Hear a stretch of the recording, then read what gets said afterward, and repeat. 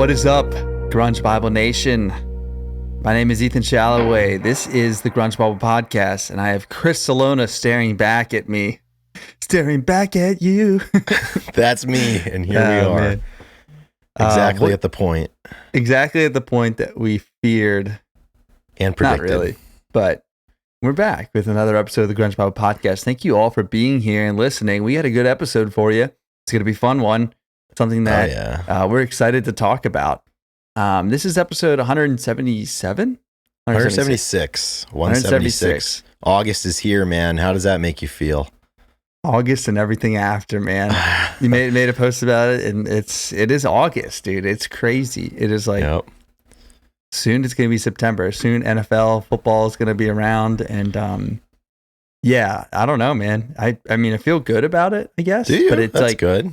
All of a sudden the summer will be over.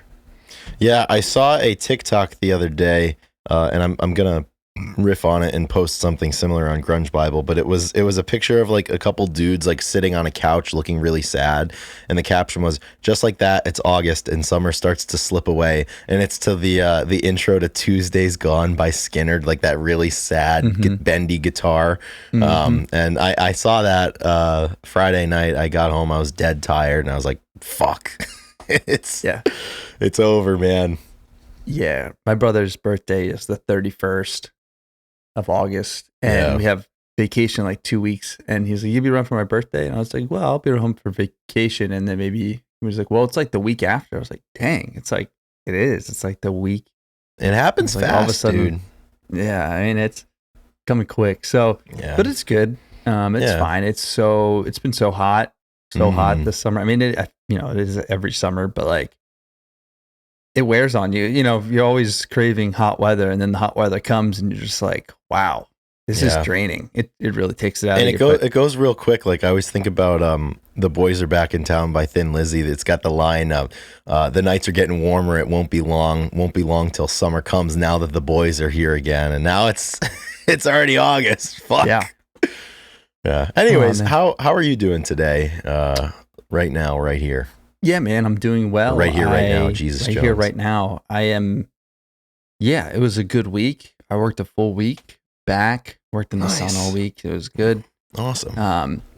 And I mean, the Olympics are on, so I'm watching everything. I'm just a connoisseur, just trying to keep up on the random stuff.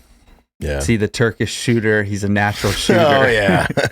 I love when people like that get picked up on the internet. And there's just cool stories and stuff. So that's huge, because there's not a lot of, obviously, other sports other than baseball maybe in the US, or like everything else kind of shut down. So, the summer sports are going, which is cool. So it's a different feel, but it's been really nice to have like something all the it's going on all the time. So I have to say the Olympic Games coinciding with kind of the final stages of a U.S. presidential election right now have really made for some fantastic social media content. Like, the internet is at its best when things like this are going on, and there's been a lot to laugh at.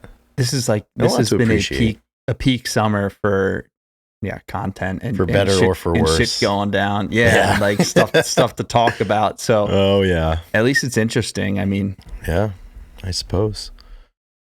So I don't know. How are you doing, man? I'm good, dude. I had a busy week. I've had a few busy weeks, and that's why summer's going by so quick, because I'm doing stuff like this. This week I drove like 9 hours each way with Eddie Vedder. Got me through my second divorce to go see the Wonder Years in Syracuse, New York. And it was a heater. It was a fantastic show. It was, I think, the 9th time that I've seen them and the 12th time that he has seen them. So it was really sick. The venue was just absolutely amazing. Shout out to Sharky's Bar and Grill in Liverpool, New York. Really small venue. It was just like a wooden roof with like an area and a stage. And then there was a boat next to the venue, and Dan Campbell went out and sang a song from the boat, which was fucking awesome. So I can check that off my list, that I've seen a musician leave the stage to go sing. See, it's one thing like, oh, we're gonna go to the back of the venue now and sing a song to the people in the back. Like, that's boring. Like, it's Wired when he's like, there's a boat. This is my only chance. I'm gonna go sing from a boat. And that was fantastic. But that took a lot out of me this week, and I'm just kind of getting back to it now. Yeah. Yeah, that is a lot to do those 24-hour trips that require a lot of driving. Yeah, things happen a little faster than you can hang on to, and then you get back to reality. But it's good. I'm pretty good. Speaking of boats, I'm going on a boat as soon as we finish recording this show. So I'm looking forward to that. So I think we just get into it here. Yeah, I totally agree. Let's do it. So we're going to thank some people, and it's very important because that's how this episode kind of came about. So we want to thank all of our support on Patreon. We have many people support us. There's $2, $5, and $10 levels. And Chris will read the names. But last week we sent out a call and said, we have not had somebody join the Patreon support system in a long time. So if you're the first one, you get to choose the episode. And what do you know? Somebody answered the call. Not only did they answer it, but they pretty much, it was like the Monday morning, like early. Like they probably listened to it 8 o'clock in the morning and then sent the email that said, I'm in. Let me pick it. It happened fast. It happened fast. So that's a minute man right there. We love that. So a couple things about this, and we'll get into how this came about. So we threw the gauntlet down, as you said, and I feel pretty comfortable keeping that that option open moving forward. So if you join the Patreon, if you're the first person to join after a new episode comes out, we will contact you and do an episode about anything that you want. And something that I really appreciate about this individual is they could have joined at any level, but they joined at the top level. Right. So I would like to introduce everybody to the newest member of Grunge Bible's top tier over on Patreon, and I would like to welcome Holy Disciple of Riff Lord Jerry 69 to the ranks. So it happened really early, and we reached out to them, and they said, hey, indeed I answered the call, I hope in the time of need. Me and my best friend have listened to you guys since last fall semester of college and have enjoyed what you and Ethan do, from celebrating Alice in Chains, Pearl Jam, Soundgarden, and everything else, as well as goated cultural posts such as The Big Lebowski and The Weekly Flood, Affleck and Wednesday Captain, and other great meme posts always make my day. What you guys do is important, and we appreciate you doing it for so long and look forward to new episodes. For young grunge lovers just catching up on the past, thanks for helping share everything you do. Enough glazing, it's time to get my money's worth. Me and my friend have always wanted you guys to talk about the Music Bank for a while since we've discovered it. The previously unreleased songs and demos were interesting additions to the Chain's discography as a whole, and I think it's suiting that you guys can talk about this collection of their work now that Jerry is releasing I Want Blood. Specifically, me and my buddy love What the Hell Have I, Died, A Little Bitter, Social Parasite, Fear the Voices. There's a lot of cool stuff that doesn't get attention, and it highlights Chains' musical versatility even more, if that's possible, and how this music has coincided with the insane ride that the Chains had, and the legacy that Jerry has left dealing with losing your best friend, your brother, and your band, and still kicking. I think that's what I Want Blood could be. It's time for sick riffs and some demon time energy, maybe. And I couldn't agree more with that. So this is a great topic. This holy disciple of Riff Lord Jerry 69 had one thing that he wanted us to talk about, and he wasted no time with it. So today's episode will be in honor of him and his buddy. That's super awesome that you guys have made it a kind of like a social thing, listening to our show and following our page. That's what it's all about. And we're excited to reward this answering of the call with an episode about Alice in Chains' Music Bank box set. So holy disciple of Riff Lord Jerry 69 joins the following individuals in our top tier. They are Black Hole Sean, Kara K, Corden Stewart, D-Boat, Doug Endy, Down in a Hole Flat Out Fucked, the aforementioned Eddie Vedder Got Me Through My Second Divorce, Apona, Fuck Soup, Gochu John, Granny Grunge, Jade Mercado, Jamie Lynn, Carlene Salona, Keith White, King Buzzo Stole My Hair, Millie, Nikki Six, Russell, Seattle 4 Fanboy from New Jersey, What the Fuck Is Up Denny's, and Sherry Matthews. Thank you to one and all. Yeah. I just love a good email, a good write-in email. Oh, this was solid, good backstory, good transition, and then hammers it home with, what and why they want to hear about the Music Bank. So great job. This dude definitely gets it. These two dudes definitely get it. I love that there's college kids, there's people, younger. We got to realize that, younger people are consuming the podcast. Not that, they're that much younger than us, but they are. Yeah. That's been a weird thing for me, realizing now that there's quite a few adults who are adults now that are younger than me. Because I've always just assumed, like, I'm like the youngest, like, brand of adult that they have going on. But I mean, I'm gonna be 28 soon. Like, there's 22-year-olds, there's 19-year-olds out there. Yeah, they're like releasing the next level of adults, and we're now getting a little bit older. We're like, well, then what happens with us? Aged out, and then we get discounted. Like, our price goes down. We get thrown in the clearance aisle. Exactly. Yeah, we're like the toys from Toy Story. It's like, we're last season's toy. Yeah. We're the old iPhone. Well, and so what's interesting is they're experiencing something that we experienced 8 years ago, where we're finding these bands and there is 25 years of history that you need to catch up on. And all of a sudden you stumble upon the Music Bank and you're like, whoa, what is this? That is exactly the same thing that happened to us. It's like, because in compilation and box sets and stuff like that gets looked over when you're going when it happened 25 years ago. I mean, this was released in 99. That's literally 25 years. I mean, this episode is perfect if it was in October, because it's 25th anniversary. So so when we go back and listen to stuff, you don't go to the greatest hits, because you don't want to be that guy that be like, oh yeah, did you hear Rooster from the greatest hits? And be like, no, it's not from greatest hits. It's from fucking dirt. Yeah, like you have to get your numbers and names straight. So usually you don't go to the greatest hits until it's time.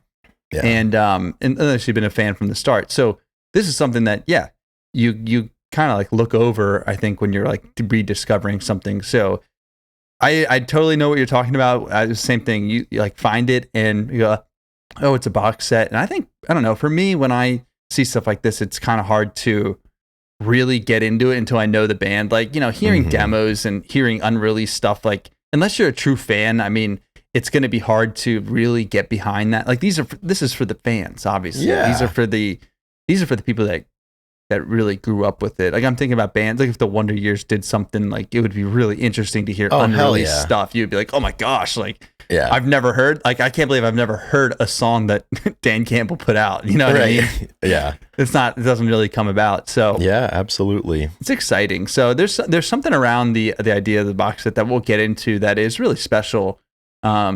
Because, you have to have a legacy to do something like this, and to have it carry weight too. I mean, I used to do a compilation of stuff, but like, if it's already been released, I mean, there's unreleased stuff, but like, just re-releasing songs isn't, I mean, it doesn't hold any weight unless there's reasons behind it. Bring something new to the table. Exactly. So this is for the connoisseurs, and I really appreciate it. I really do think there's no better time in anyone's life to discover this kind of music than the young adult college years, just because it's already such a monumental point in time, and it just seems fitting that monumental music is the soundtrack to that. So that's a really awesome story. So we will be discussing Alice in Chains' Music Bank box set today on the podcast. But before we do that, we have this day in music history, and it's a double birthday. We didn't want to highlight anything else. We wanted to focus on these two events. So Ethan, I will let you lead in on what happened on August 5th, 1959.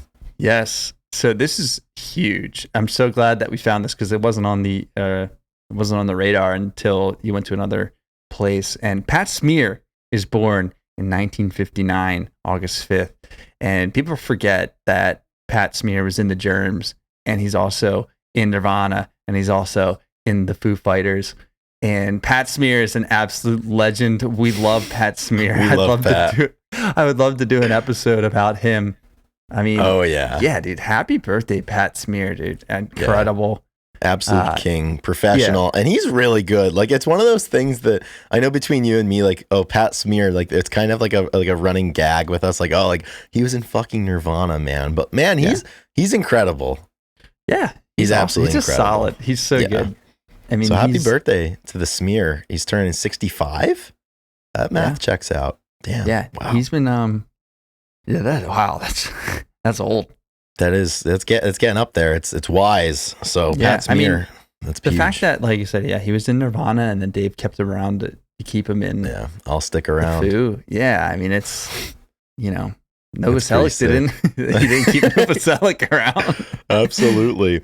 The next birthday that we have to highlight, also on August 5th today, in 1966, Jennifer Finch, the bassist of L7, was born. And this comes at a great time too, because they actually just opened for the Foo Fighters in Minneapolis, Minnesota, I think a couple of weeks ago.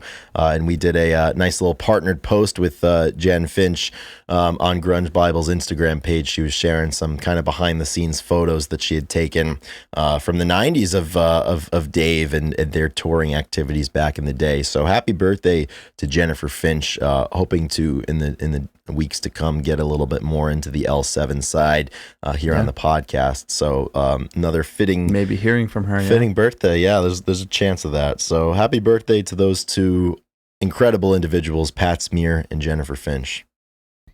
And also one more in 1984. The Prince album Purple Rain, which also serves as the soundtrack to the U.S. film of the same name. It's number 1 in the U.S., where it stays for an amazing 22 weeks. That's big. So more Prince Purple Rain lore. Yeah. And we got the album and the film.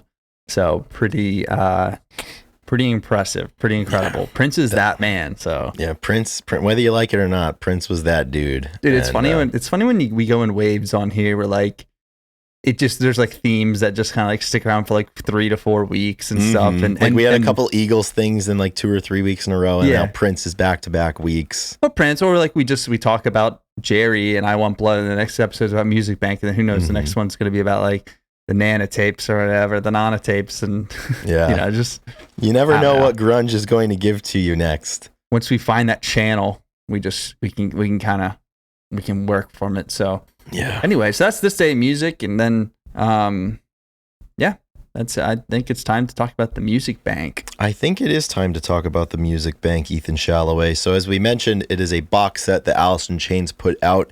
It was released on October 26th, 1999. And the name Music Bank comes from a warehouse / rehearsal space / converted living space that Jerry Cantrell and Lane Staley lived in together in the late 80s. Lane and Jerry were both kind of in the final stages of their prior projects that predated Alice in Chains, and as the legend goes, Jerry had been kicked out of his house, and he had met Lane at a show that Lane's band was playing in, and the two hit it off, and Lane invited Jerry to come live in this place that they called the Music Bank. So a perfect kind of full circle titling of this box set. As we said, it was released in 99. There are 48 songs on here, 3 discs of music, and 1 additional disc, which we may talk about a little bit later on in the show. So 48 songs, 220 minutes of material, including, all of your Chains favorites, as well as I think the focus would be a lot of the demos, different mixes, alternate takes, but particularly 4 at the time new songs that were released that hadn't seen an official release. And just kind of thinking about this, where it fits in the Alice in Chains timeline. So the self-titled Three-Leg Dog album, the Tripod album, came out in 95, and they had done Unplugged in 96. So it had been a few years since you'd really heard anything from Alice in Chains. They played their last shows with Lane in 96 that summer. And obviously Lane's condition had deteriorated quite a bit. So when this came, it was kind of...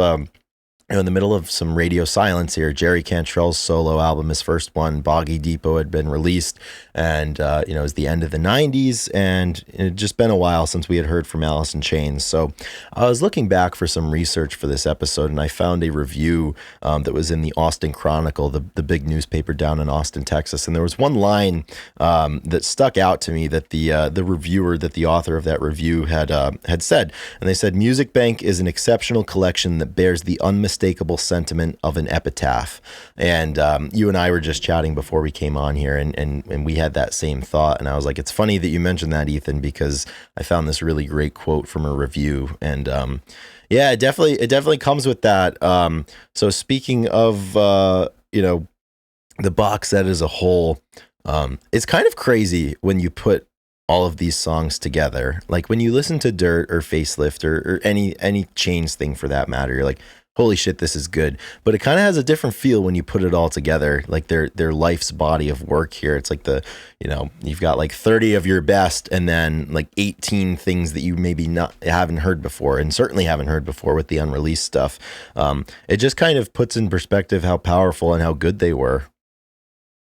Yeah, I think that, talking about the timeline of the band and how, you hadn't really heard stuff from them. I mean, I think this was a big project, and not that they were, it's like, not that they were closing a chapter or whatever, but like this was probably, they'd been a band for a long time, and they probably did uncertain about the future. And I thought it was a really good time to kind of pull all the resources and to produce something that, is very comprehensive and has the hidden gems and the stuff that the fans are going to really like. And we talk about body of work on here a lot, and like to, be able to have like a greatest hits or like a compilation, to be able to do something like this that is received well is special. Because like I said, if we did it, if we were to try to do the greatest hits of the podcast, like, no, I don't know what that the body would look of work like. Is not, well, it's there, but it's just not, it's not greatest hits worthy.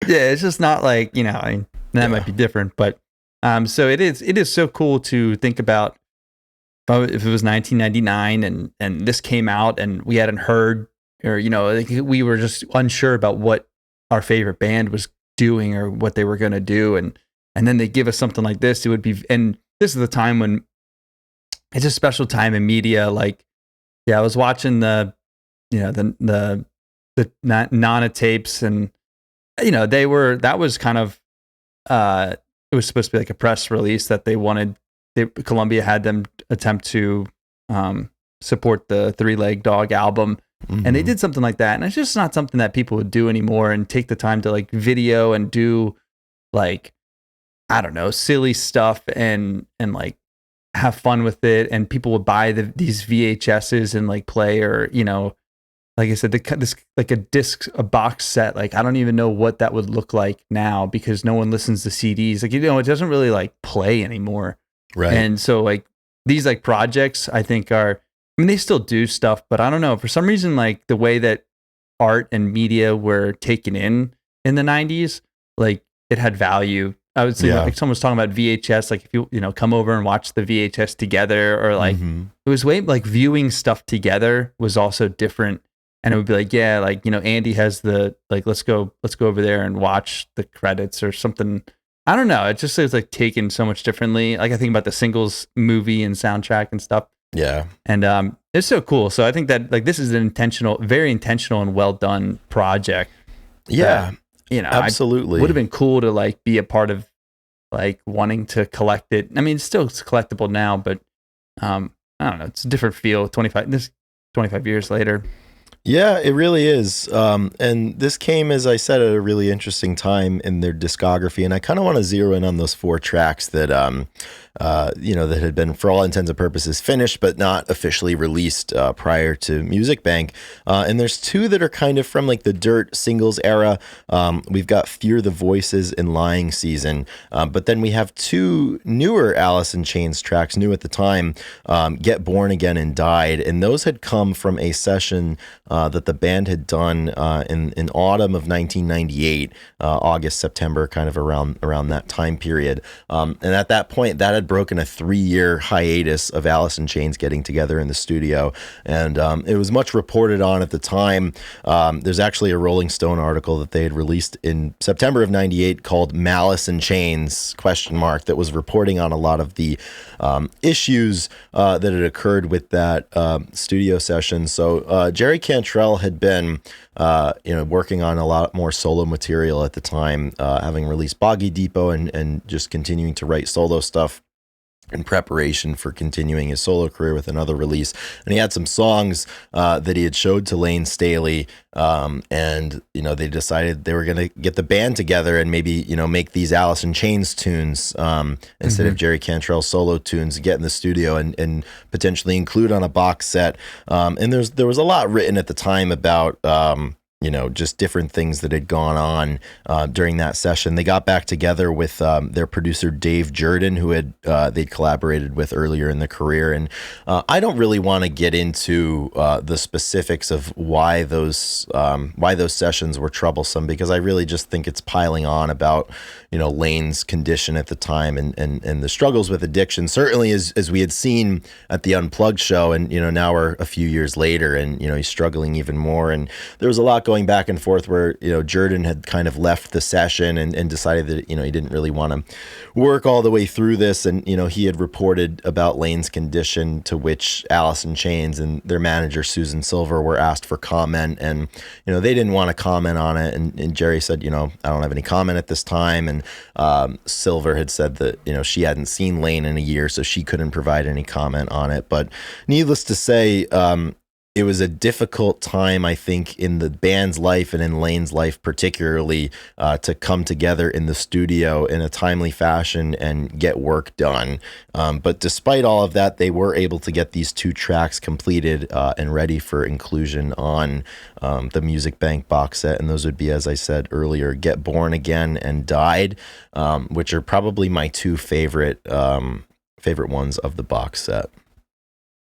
Yeah, Get Born Again is the first song on the first disc, and it is really solid. I mean, I like all the unreleased stuff. I don't know. I feel like I just like all of Alice's stuff, but yeah, this one's really solid. It's heavy, but it has Lane's classic background, kind of like swells, and I don't know. Get Born Again. Heavy at times. I don't know. It's solid. Yeah, these 2 tracks, and we can pivot to Died too, just because we were talking about those 2 songs from that session. I kind of go back and forth throughout both of these songs, where like my initial thought is, holy shit, Lane sounds really good, despite knowing what we know about where he was with his struggle and his journey and his life. And then there's other points in the song where it just makes me feel really, really sad knowing that that's where he was. And, there's certain moments in the song where, I think you can hear that, that it's not 1990 anymore or 1992 anymore. Yeah. And that, he had been struggling for so long. And at this point, I think everybody kind of knew like where it was going. They hadn't played a show since 1996, and here we are in 1998, and this is really one of the final recordings that Lane had made that has seen the light of day.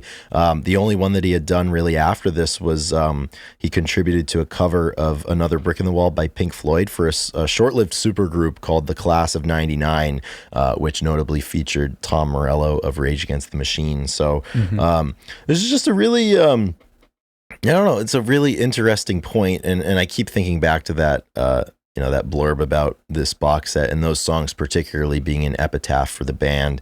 And in the liner notes specifically for Died, Jerry had written some entries about a lot of the tracks here on the Music Bank box set. And he said, of Died, he said, I wish we'd have gotten a bit more work on that one done.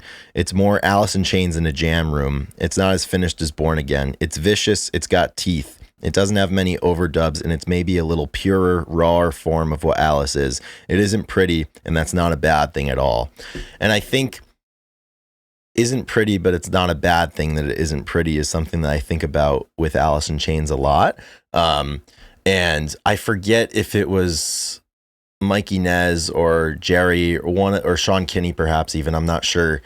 They had said something earlier that Alice in Chains' music is about taking something dark and making it beautiful. And it's just that juxtaposition that I think is present throughout all of Alice in Chains' work, but it really comes to light even more with these last 2 songs, taking something really, really dark and making a great artistic accomplishment out of it. Yeah. I think it's interesting that, like you said, Get Born Again is the first song on the first disc, and Died is the last song on the third disc. So it's like Get Born Again and then finishing with Died. And, some of the lyrics from Died that I like the chorus, or it's like, I could climb up until I reach where the angels reside. I could drop until I touch the sinister side. And I don't know. It's like, be talking about being born and dying and the lyrics. And it's like you said, it's very raw. And I don't know. They always kind of played on these topics. And I mean, it's is what it is about about addictions and struggles in the band and whatnot. But I think that it was intentional that these are the two that they wanted to get recorded and have on there, and maybe they didn't get to polish out the final one, but like you said, that is kind of Alice in Chains, and that's kind of their MO in a lot of ways, and we love them for it. So I mean, it sounds like I said, I can't tell, when people remix or keep working on songs, like it's hard to tell what that exactly means to the untrained ear. Right. Yeah, I would agree. And I think the biggest storyline throughout Alice in Chains' life, was, and I don't think it really is anymore, because they've kind of entered that second act, obviously, with Lane having passed, 22 years ago now. But it's like, you have Lane with his struggles, and you obviously have Mike Starr and his struggles being released from the band, and Mike Inez coming in, and all of this uncertainty. But the one constant for me, and it kind of carries forward to even today, the one constant is Jerry, and his ability to write and his ability to riff. I mean, I think about those two songs, and he wrote them, thinking they're going to be on his record, and sure enough, he gets back together with Chains, and they do this. And even to this day, hearing Vilified a couple of weeks ago from I Want Blood. I mean, this man was here to create riffs and chew bubble gum, and he's all out of bubble gum. Yeah, it's the riff bank. It's the music bank. And that's what shines through for me, even on these tracks. And Died, for example, when he's thinking about it's a little unfinished, and it just kind of sounds like a jam that didn't get carried all the way to the finish line by his ear and by his experiences. But I mean, the fact that he's able to come with these types of riffs. I mean, I don't know how somebody's as creative as he is to continue for 35 years making stuff that sounds so good all the time. He's got the riff bank. He's got a bank of music that he can just go to, I mean, this is what these guys do. He just has so much in there somehow, so much variety. Yeah, it is impressive. And he definitely is he's the anchor, but he's, still doing it. And it's interesting that, Alice in Chains obviously has William Duvall right now, and they do some stuff, but, Jerry's obviously released, it's going to be 2 albums since the Rainier Fog came out. Yeah. So he's moving towards, he's doing more solo stuff. And I'm not sure exactly why, versus like working with the band if they wanted to. In that interview that we highlighted last week, he did say that inevitably Alice in Chains will get back together and into the studio for some more music, which is great, and it's a great way to carry this legacy forward. So it's kind of, I love the fact that they included 2 new songs, newly written songs on the box set, because when you think box set greatest hits type stuff, it's always about looking back, right? And they were able to juxtapose all of their body of work with 2 new songs. And speaking of stuff from the past, there were the 2 other songs that had been not seen an official release, which were Fear the Voices and Lying Season. And both of these, as I said, kind of came from the Dirt era, the singles era a little bit. And we'll just chat about Fear the Voices for a little bit. So this was kind of from around the same time that they were writing music for the singles movie. And it was co-written between Jerry and Mike Starr, the bassist at the time.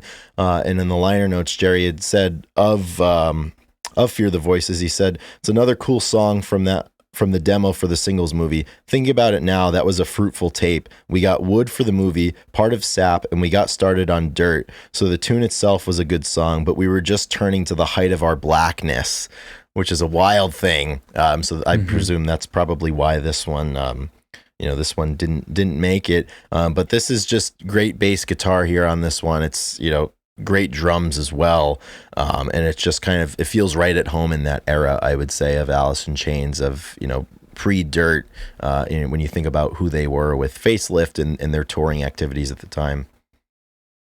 I think exactly that. And it's not bad. I think it's fun to have these songs pop up randomly, and this has a really solid guitar solo as usual. I mean, yeah, I don't know. It's just Alice in Chains. You listen to the whole, and you get the whole 4 discs or 3 discs right here, and you go through, and it's fun to see it all together in one place, I guess, moving and seeing the diversity, but also like the similarities, and I don't know. It's like, where do you make the cuts? I mean, like, it didn't make an earlier album, but it's still good, but it's just not something that you think of.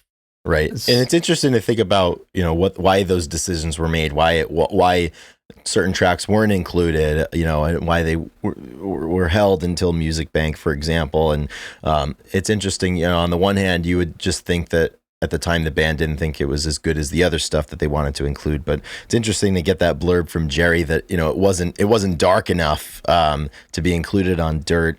And then we've got Lying Season as well, which once again I think feels right at home. But for this one, and also for Fear the Voices too, like I don't love these tracks. Like I can see why, Dirt's perfect as it is in my opinion, and I don't think there was any more room for anything else. But really cool to just get another window into the types of ideas and songs that they were working on. These were the ideas that were alive in the studio at that time, and they were fresh. And it's cool to see it, right alongside some demos that predate this by a few years and some songs that come after it by a few years. So it kind of just, you put them all together, as we said, and it does a better job, a more thorough job of telling the entire story of the band. Yeah. Yeah, exactly. Both, like I said, I can see why they were not on, but happy that there's something like this where they have a place to live, because you got to make cuts. I mean, it's I don't know. I feel like it's really difficult to decide how, you can't just have a Morgan Wallen 37 song album every time. It just gets lost. You can't do that type of stuff and expect the songs to get picked up, and it's also hard when bands are so good and they have Rooster, Man in the Box, all the Unplugged, all these songs that are so iconic. I mean, these songs are good, but they don't not as they don't stick out like Man in the Box, stuff like that. They don't move the needle to the point. Exactly. And especially if when bands have stuff to be compared to like that. Right. Like how many hits can, the Foo Fighters, or how many hits can these bands have? Like, it's just really hard to think, like, there's just so many. And there's some bands where you really do know all the songs, because there's like, but Alice is one of those. Like, you go through the songs, like, that's a really good song. That's a really good song. That's a really good song. So, you hear these songs, like, you're like, oh, that's Alice. They're just jamming. It's hard, but it's not something that you like. I rush to talk to you about. Be like, did you hear? Hear the voices or whatever. Yeah, so I would agree. So like, we've got those 4 songs, but for me, I think with Music Bank, the most intriguing aspect of it and what's included are the demos. And we're blessed here with several demos that date all the way back to 1988. So like before Dirt was even released, or excuse me, before Facelift was even released. And in terms of the track listing, you get a lot of them on the first disc right after Get Born Again. You've got I Can't Have You Blues, What You Gonna Do, Social Parasite, Bleed the Freak, Killing Yourself, and Sea of Sorrow, which is really one of my favorite tracks here, the demo from Sea of Sorrow from 1988. And this is such a good time capsule, I think, for what the band really was at its inception. And this was before the whole grunge phenomenon took root, and they're from Seattle and they're active and they're popular in the 90s. So all of a sudden they're a grunge band. You get a lot of metal influences and a lot of glam influences, I think, on these earlier demos, which, as we've said many, many times, originally Alice in Chains, they were marketed on the metal circuit, and they kind of occupied that space because there wasn't a grunge circuit that existed really. And we're still a few years before Nevermind came out and really created that in a big way. And certainly before the, pop culture abomination that the Singles movie was, that hadn't existed yet. And it's just so interesting to hear, some of these unreleased demos that you hadn't heard, but even some of the demos like Bleed the Freak and Sea of Sorrow, like very well-known songs. And it's great to hear what they were in the beginning. And you can contrast that with what you know them to be and how they've changed and different choices that they made. Like Sea of Sorrow, for example, on the demo, the tempo seems a little bit faster, and the piano is more pure at the beginning, which I really, really loved. It kind of reminds me of the original Seinfeld theme song. Like it was like a piano, very late '80s type thing going on. But the glam in this is crazy. Beginning to like a Law and Order. Like, exactly. Yeah, and it's like a bunch of like noir, like screenshots of like a city skyline and back alleys and stuff. It's like there's one man who could bring justice to these streets. Some cop that looks like Vince Vaughn. Yeah, exactly. And it just cuts to somebody like putting a cigarette out, and he's like, "I've seen a lot of things in my time." A lot of cigarettes, yeah. It's really great though. Exactly. I love these, and even some of the unreleased ones. Like I can very clearly see why, for example, I Can't Have You Blues, or What You Gonna Do, with all of its cowbell glory, was not included on Facelift, for example. But once again, like how special a thing it is to see a band really at their inception prior to any major label release. Like these are the ideas that they were cooking with, and these are the guys. I love I Can't Have You Blues. I think it's awesome. It definitely has this 80s glam and rock. It sounds like I don't know. It sounds like something that Guns N' Roses, or I was gonna say, name any 80s, but it really does. That guitar riff sounds like, I don't know, Axl or something. Mm-hmm. And even just like the melody, cool, though, because it's not them. It's Jerry and Lane. You know what I mean? Like that's why it works so much. I was like, damn, like this is cool. Yeah. Like hear Lane kind of riffing the chorus a little bit differently than he does. That song, like the way I Can't Have You Blues is, I would say it was from any other band. Oh, right? Any other band, yeah. I almost thought I was like, yeah, it sounds like somebody else's song that they they covered and they put it on. I was like, what like weird like late 70s band that loved Skynyrd wrote this, and then Alice in Chains is covering it. Some random band named Mouse in all caps. Seriously, yeah. And it's so cool that we get that. And I think for me, like the first disc is really where a lot of my focus goes on this box set, because I think once you get into discs 2 and 3, it's all disc. Yeah, it's pretty much all of the stuff you know. I mean, disc 2, you've got a Junkhead demo on there, and Lying Season's on there as well. And then disc 3 gets into, there's What the Hell Have I, which we're a big fan of, and we ask ourselves that all the time. And we've got some different mixes and some unplugged tracks, but for me, the focus is really on the demo stuff. They give you the good stuff first, in my opinion. Mm-hmm. Yeah, I totally agree. That first disc would be a lot of fun to have in the car. You know what I mean? You've got a Rooster demo on there too, right? Yep. Yeah. You didn't say that earlier, and I didn't know if that was intentional.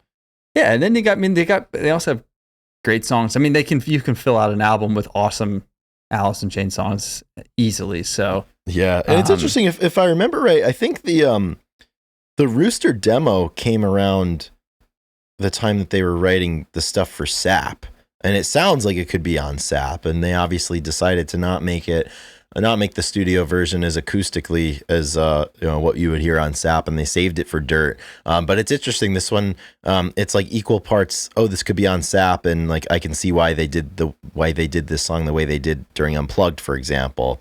It's kind of got different cousins here a little bit. But once again, really, really great to see this, kind of in its earlier stages, because it's a song that we know so well. And I think certainly in the last few years, it's a song that's been used in meme circles a lot too. And it's the new chapters of these songs are beginning.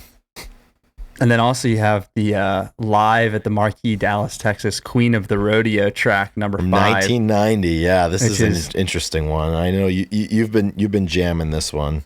Yeah, I think it's hilarious, and it sounds like something Nirvana and Kurt would do, and kind of like it's like country, and then it like really picks up and it's punky, and it's something that you get on these compilations, like, you know, these collector's edition stuff where they put on something that they don't play at many shows. It has history and kind of connected to some of their older than, like I said, the Nana tapes, and, you know, where they were in the beginning. And yeah, it may not have aged well, but it's still like, it's dark and it's humor, and it's like, it's very I don't know, artistic.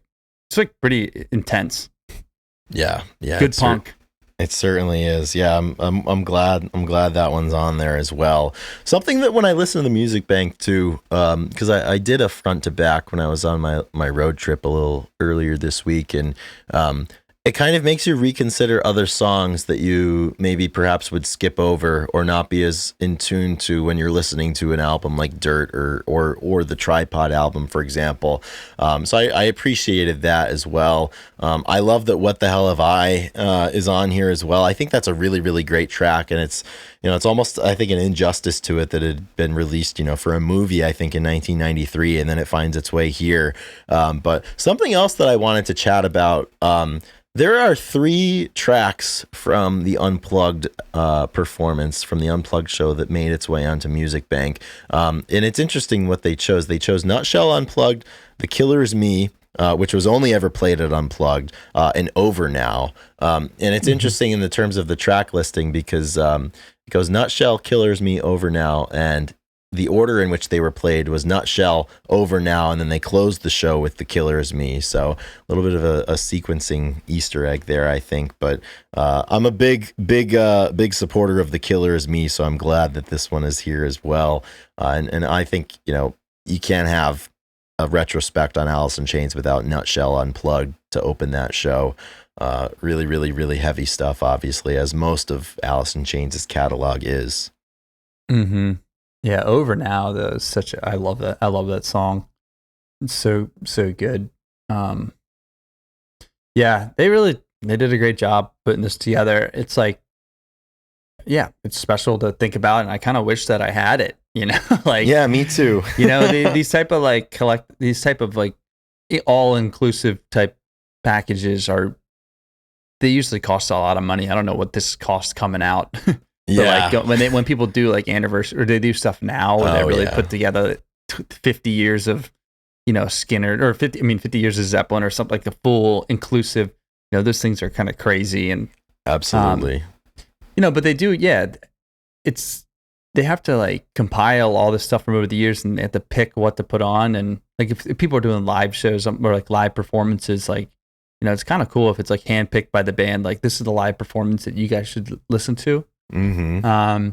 So it is really unique, and something I maybe wish I would have, but yeah, I guess it's all CDs, so I don't know what I wouldn't be able to. I guess my car still has a CD player. Yeah, you'd have to just have the bank, have the bank in the car. This is all you need. Yeah, and of this entire box set, they released one single from it in 1999, and it was Fear the Voices.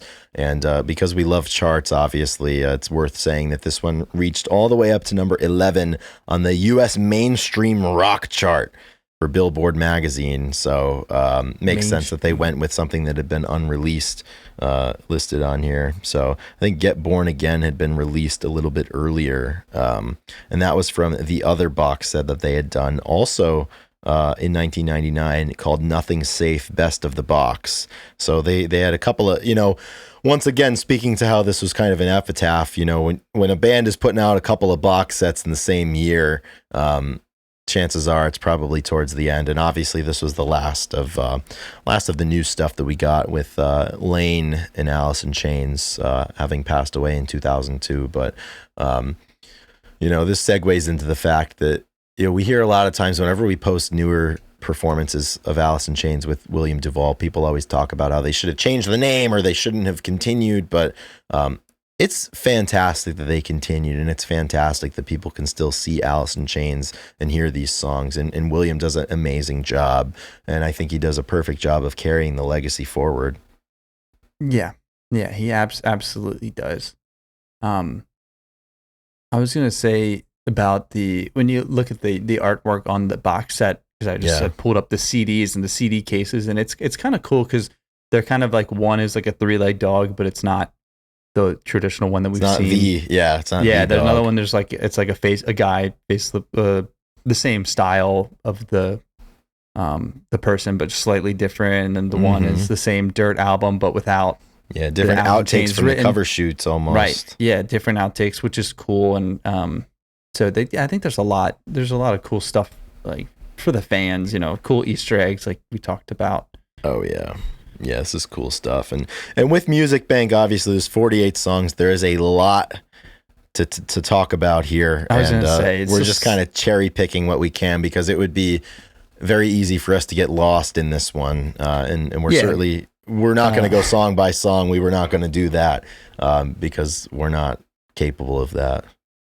Yeah. To Riff Lord Jerry 69, great topic choice, but wow, you really, you know, threw us into the wolves here by giving us something to talk about so vast. And then, but we can't forget that, you know, there is a video game aspect that was put in the box set that I wanted to talk about. I did not know about this until right before we recorded. So Ethan, the floor is yours.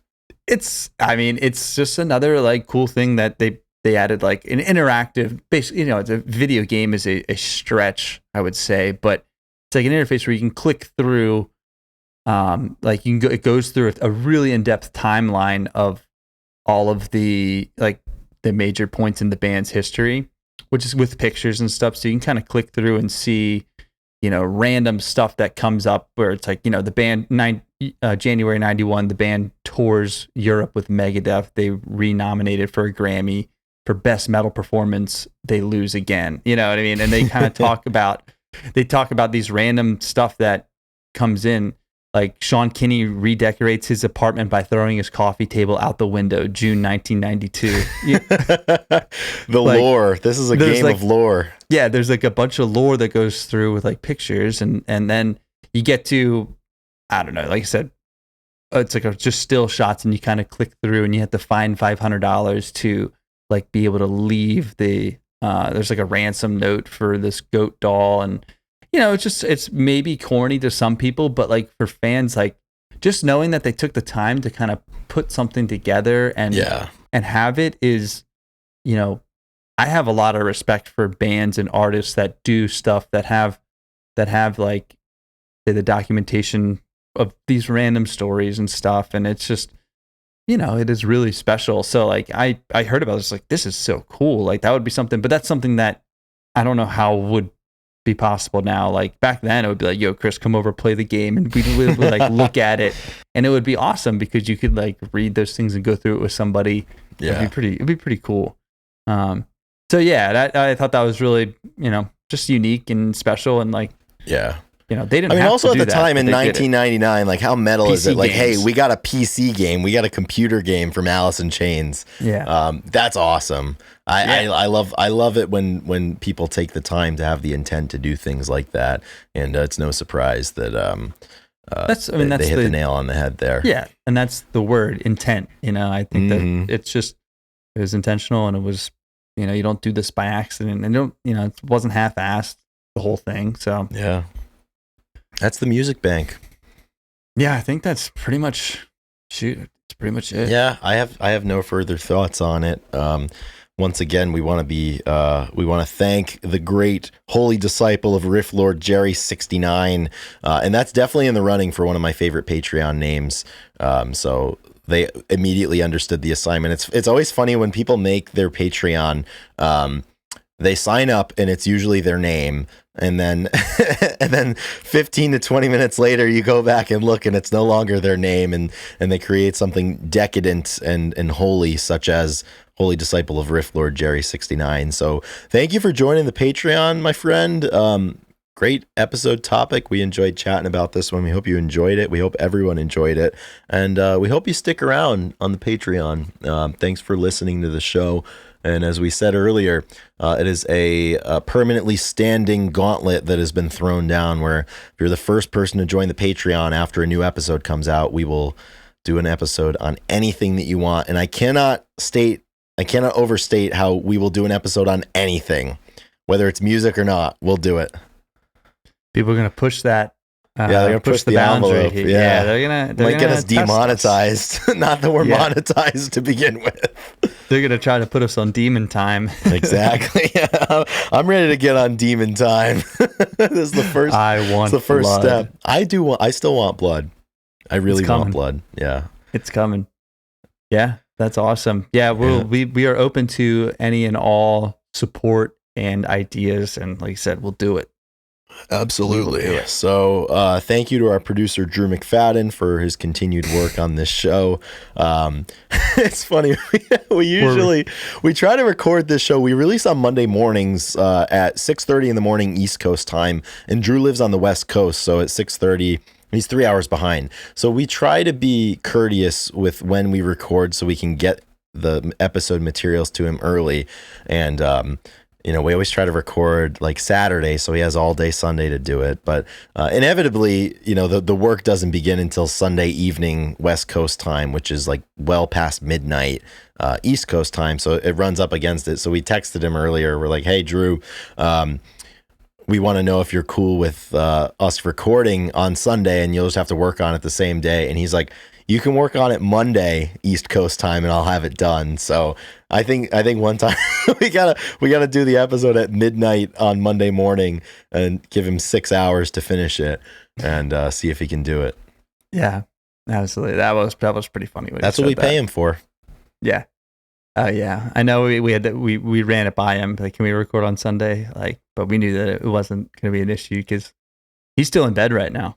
Oh, absolutely. I still would be too if I didn't have to do this fucking podcast. I would be too. Yeah, basically. But this is the bed that we made. Yeah, exactly. We knew what we were getting, but I couldn't. It's like we couldn't have did this any other day. No, there was no other day that this could have been done, and now it's done. And we're good. So before we head on out of here, do we have some songs of the week, Ethan? I figure we'd probably just pick some from the music bank, I guess, right? Yeah, let's do it. All right. I'll go first. I'm going to pick the Sea of Sorrow demo from the music bank. Yeah, I already talked about it. So good. So good. It's going to be mine. Dude, I might as well just throw on Queen of the Rodeo. There you go. And just like that. Check them out. I mean, yeah, there's a lot to check out. So, all right. I think that's it. All right. I think that's it, man. I got to get out of here. I got to go get on a boat here pretty soon. I got to prepare for that. That's going to be great. Thank you all for listening. We will see you all next week for episode 177, a topic to be determined potentially by someone who's listening right now who decides to give us money over on Patreon. So we look forward to that happening. We're manifesting that, and we're hoping to get on demon time, goblin mode. Goblin mode, dude. So the last thing, Chris, is I'll leave everybody with this: the unknown. But is the banana boat coming, Chris? The banana boat could be coming. There's a train coming to you. There's a train coming to you.